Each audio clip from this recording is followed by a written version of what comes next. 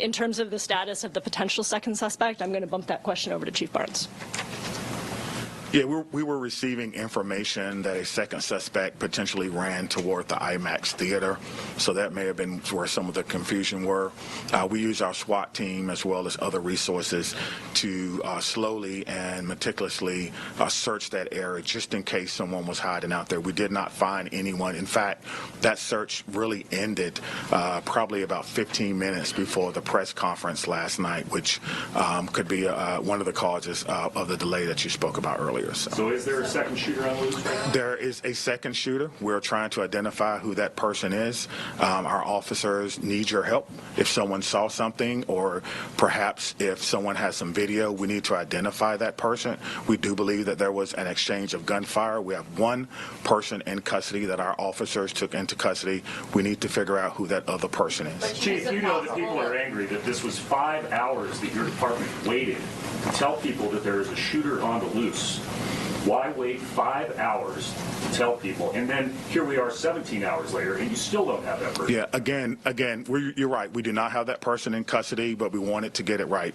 Again, we were searching the IMAX theater. It was possible that that person could have ran in there. If that person would have been taken into custody, that would have been our second shooter. But we're still looking for it. We understand that people are angry. You should be.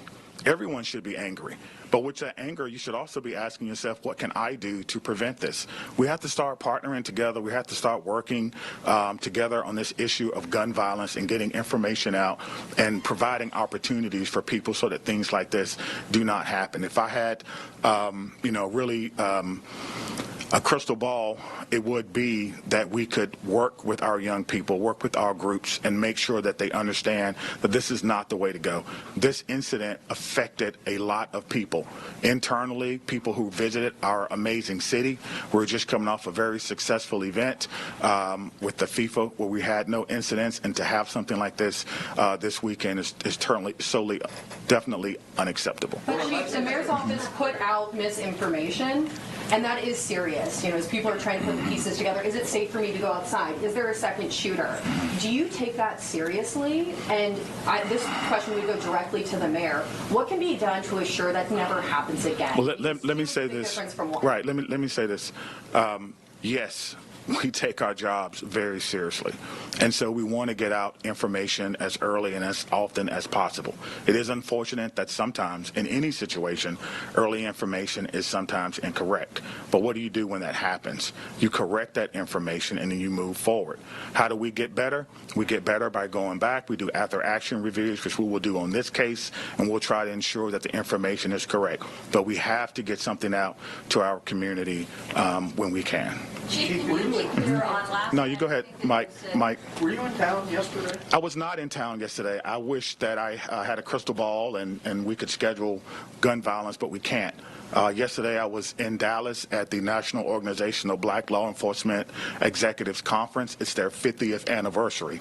At that conference, 2 members from our community were being honored. One of our pastors was given an award for his work in the community, and one of our officers, one of our CSOs, was given an award, and I wanted to be there for that. That's why I was not here.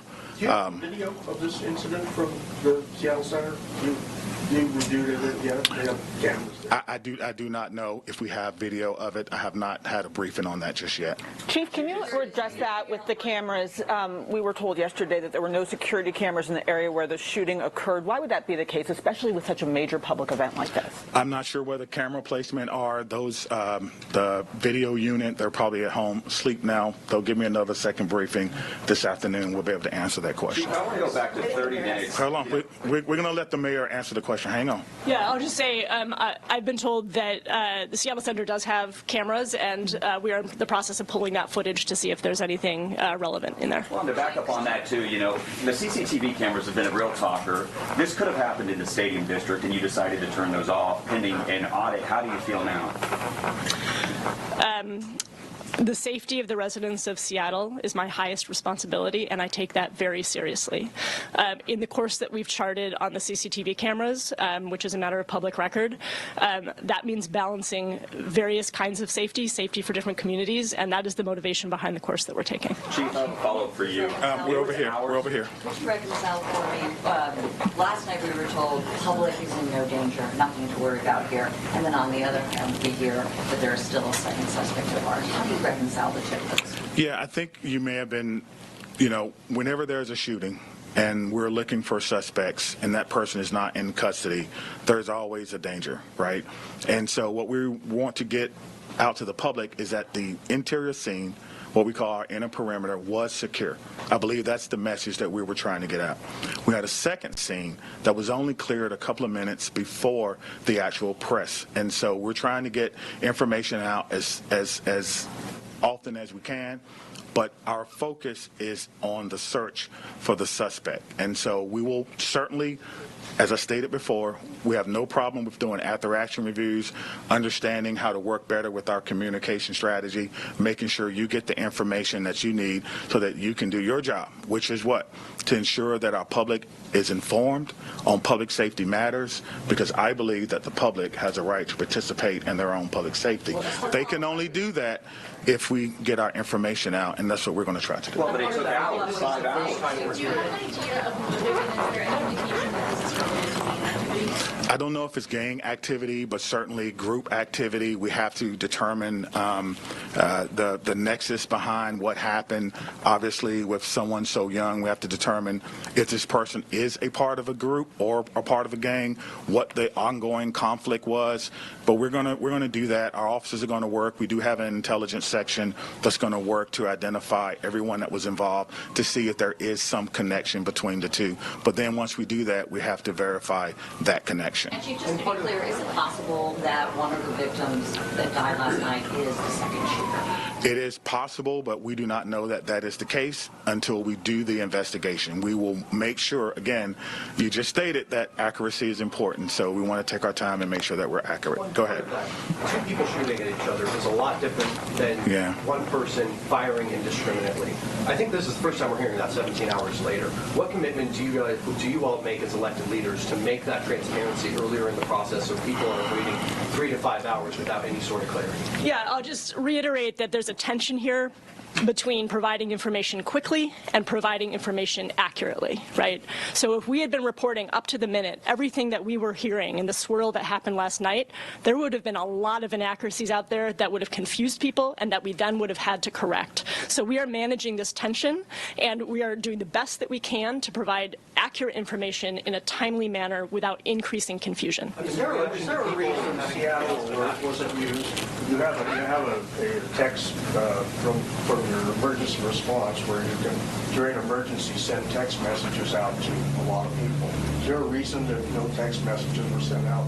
It seems like that could have been a way to notify people quickly. I'm not sure that that's a tool that we normally use in situations like this. Well, it claims the website says it's used for emergencies. It seems like it's probably a pretty serious emergency. I think we were focusing on getting accurate information out through our normal communications channels, and also not creating undue fear and confusion. Can we talk a little bit more? We were told on the scene around 11 o'clock, right before the press conference started, that they're waiting for dignitaries to show up. So a lot of people in the public right now believe the reason why there was a 5-hour delay was because we had politicians who wanted to get in front of the cameras. I want to get you on the record. Mm-hmm. Is that true? Was the delay at all to do with because you wanted politicians to get in front of the camera? No, that is absolutely not the case. Okay, so as I stated before, last night at Seattle Center, what we had was a scene of an active investigation where SPD was searching the grounds for a possible second suspect. And there are times when elected officials' presence is not helpful, and that was one of those times. We don't want our law enforcement distracted taking care of elected officials when they have work to do. There was no direction from Governor Ferguson's office or Camilla Drapel's office to wait to do the press conference until they got to it. as soon as we coordinated with SPD and agreed that it was time to talk to the media, as soon as we knew that we were going to be doing that, I and Governor Ferguson and Congresswoman Jayapal arrived on the scene within minutes. So you can say his office unequivocally did not tell you to wait? No, absolutely not. So then what was the delay? Because there's basic information, and I know SPD has gotten training on this and paid a pretty penny for it. What was the delay in the basics, the ABCs and the 1, 2, 3s of what happened? You had people running, you had people shot on the ground with bullet holes in their backs, covered in white sheets, and we are sitting there waiting, and the only thing that we had was a tweet and people who were afraid and a lot of information on social media filling the vacuum. So why is it that citizens in the city of Seattle had to wait for almost 5 hours to get answers? So serious that's made national headlines. Yeah, I mean, my office put out a statement at 8:30, which again included an initial inaccuracy. So again, this speaks to the tension between providing information early and providing it accurately. So we, along with SPD, were trying to manage that tension, and we got information out to you all as soon as we possibly could. Okay, I think that's pretty good. So thank you so much for coming today.